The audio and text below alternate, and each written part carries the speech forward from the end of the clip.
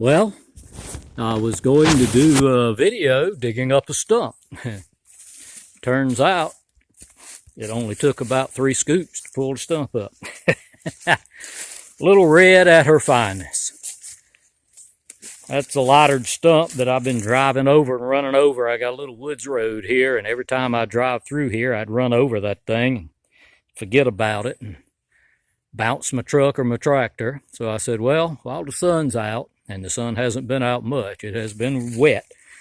So I said, while the sun's out and the ground's soft from all this rain, I'd go ahead and dig that booger up.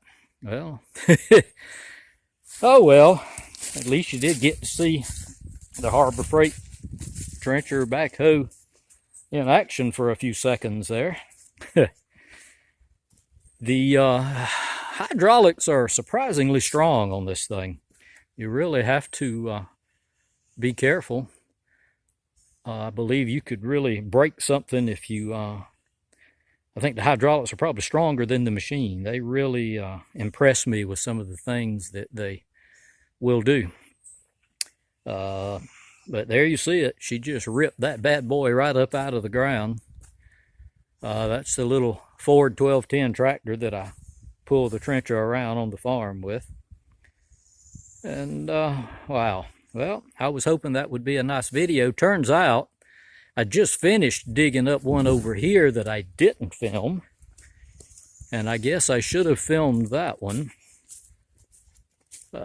Because it took about 20 minutes to get this one up out of the ground.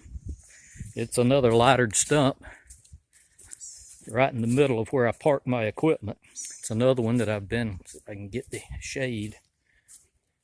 It's a lot of, well, it's right in the shade, isn't it?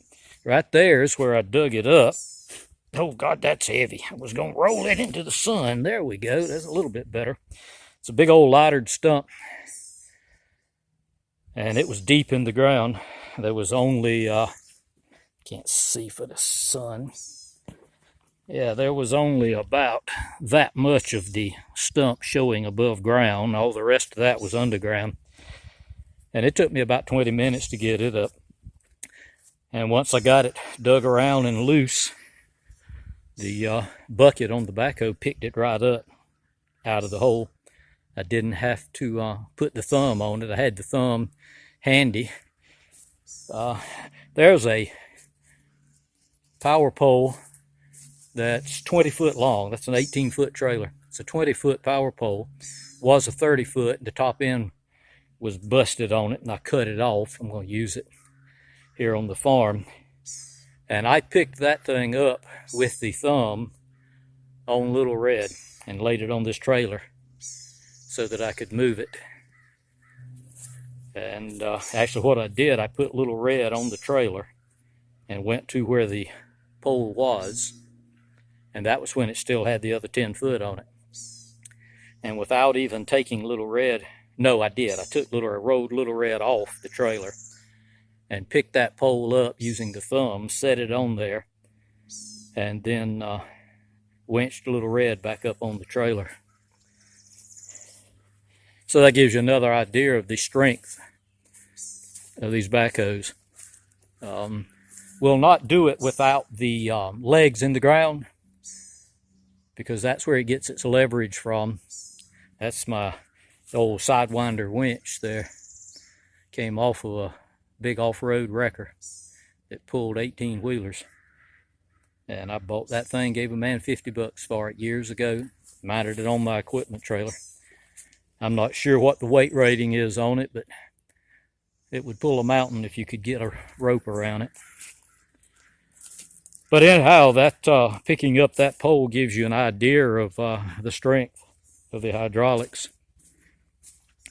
And talking about the outriggers, it doesn't dig good. I'm not going to lie to anybody about these machines. It doesn't dig good without the outriggers. I have tried several times. Matter of fact, I tried digging that stump with the backhoe hooked to the tractor so that I could dig it and then just quickly drive over here and dig this one without having to mess with the outriggers. But when you try to dig with wheels there, in other words, there would be wheels where the outriggers are, and no wheels there because it's attached to the tractor. Well, and I'm sure it would probably work better if I had it attached to my truck, but on that little 1210 tractor, when you try to dig, all it does is those wheels right there will roll, and it just drags the tractor. I probably drug the tractor 6 feet across the yard over there by that canoe trying to dig that stump up. So I had to unhook it from the tractor and just put the outriggers on it, which are no big deal. I put the outriggers on it, and then dug that stump up, and then I crawled it over here. It's, what, 60, 80 feet. I just crawled it over here real quick and dug that one up. Now I'll take the outriggers off and put those wheels there, and take those wheels off the ground and put them in there and hook it to the tractor and tow it back up to the barn up there at the top of the hill. So, didn't mean for this to get that long-winded. I thought it was going to be more digging and less talking. So sorry to bore you, but wanted to let everyone know that Little Red, the Harbor Freight Trencher backhoe, is still going strong. Hope everyone's doing well with all this COVID-19 stupidity. Hasn't changed my life. I haven't done a single thing any different than I've always done. Wash your hands. My God, my mama taught me to wash my hands when I was a baby, about the same time she taught me to blow my nose. So I've always done that. I don't wear a mask. I go to the grocery store. Not sure I understand why it's okay to go to the grocery store and Lowe's and Home Depot, but it's not okay to go to church or anywhere like that. I guess the germ is scared of God, and it won't go into, or isn't scared of God, so it'll go into church and infect you, but it won't infect you in Lowe's and Home Depot and Ace Hardware and all these other places. So anyhow, didn't mean to get off on that tangent. So anyway, good talking to everyone. Appreciate you visiting us here on the Double M Farm, and I'll try to find a spot here pretty soon when it dries out a little more and do some more digging and do a little better videos. So y'all take care, be safe, and we'll talk to you again real soon.